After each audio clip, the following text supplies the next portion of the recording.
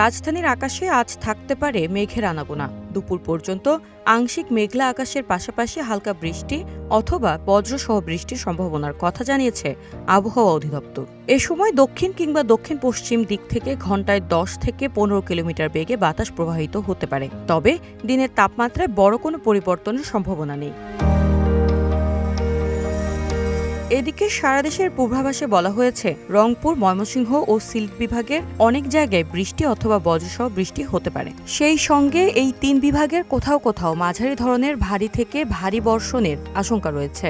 এছাড়া রাজশাহী, ঢাকা, খুলনা, বরিশাল ও চট্টগ্রাম বিভাগের কিছু এলাকাতেও হতে পারে বৃষ্টি। তবে স্বস্তির খবর, সোমবার ভোর থেকে দুপুর পর্যন্ত দেশের কোনো নদীবন্দরের জন্য সতর্ক সংকেত জারি করা হয়নি। আবহাওয়া অধিদপ্তর জানিয়েছে, আপাতত দেশের দিন ও রাতের তাপমাত্রা প্রায় অপরিবর্তিতই থাকতে পারে। News desk, green TV digital.